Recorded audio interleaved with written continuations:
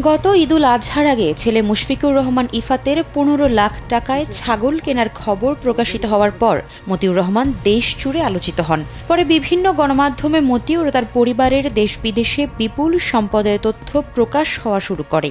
এরপর তাদের সম্পদের খোঁজে নামে দুদক। গত ২৫ জুন দুদকের অনুরোধে মতিউর রহমান ওরফে পিন্টু তার ২ স্ত্রী এবং ৫ সন্তানের ব্যাংক হিসাব জব্দ করেছে আর্থিক গোয়েন্দা সংস্থা বাংলাদেশ ফাইন্যান্সিয়াল ইন্টেলিজেন্স ইউনিট। একই সঙ্গে তাদের মুঠোফোনে আর্থিক সেবার হিসাব ও শেয়ার বাজারের বেনিফিশিয়ারি ওনার্স হিসাব জব্দ করার নির্দেশ দেওয়া হয়েছে। স্যান্ডেলিনা সো, রূপচর্চায় আভিজাত্য। তবে মতিউর রহমানের জব্দ করা ব্যাংক হিসাব দেখে চোখ কপালে উঠেছে সংশ্লিষ্টদের।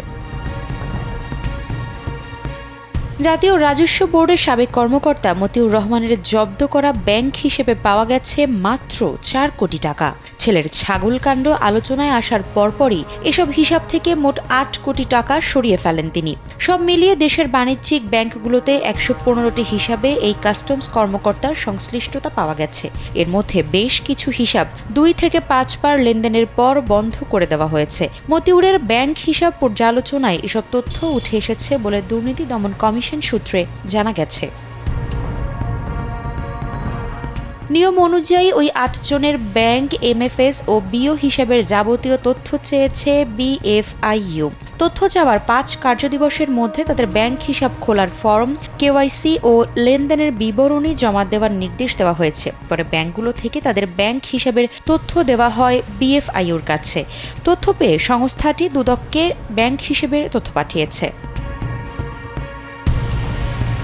তথ্য বিশ্লেষণ করে জানা যায় ১০ জুন আলোচিত মতিউর রহমানের ব্যাংক হিসাবগুলোতে মোট ১২ কোটি টাকা ছিল। ছেলের ছাগলকাণ্ড আলোচনায় আসার পর ঈদের আগে ও পরে মিলিয়ে তিনি ব্যাংক থেকে ৮ কোটি টাকা তুলে নেন। এরই মধ্যে বিএফআইইউ থেকে ব্যাংক হিসাব জব্দ করা হলে বাকি অর্থ তুলে নেওয়ার সুযোগ পাননি।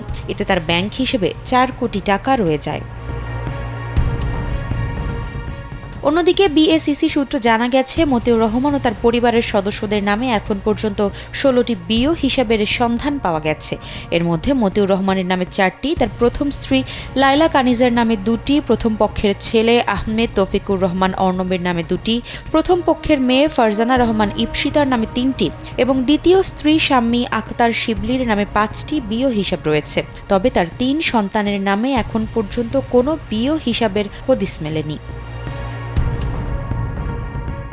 শেয়ার বাজারের ইলেকট্রনিক পদ্ধতিতে বিও হিসাব ও শেয়ার সংক্রান্ত তথ্য সংরক্ষণ করে সেন্ট্রাল ডিপোজিটরি বাংলাদেশ লিমিটেড। দুদকের চিঠি পাওয়ার পর বিএসইসি এই প্রতিষ্ঠানকে মতিউর রহমান ও তার পরিবারের সদস্যদের নামে থাকা বিও হিসাব জব্দের নির্দেশ দেয়। এর ফলে এসব বিও হিসাব ব্যবহার করে এখন আর কোনো লেনদেন করা যাবে না। এসব বিষয়ে বক্তব্য জানতে মতিউর রহমানের মুঠোফোনে শনিবার একাধিকবার কল করে তা বন্ধ পাওয়া গেছে। আফসারা নাজ, কালবেলা।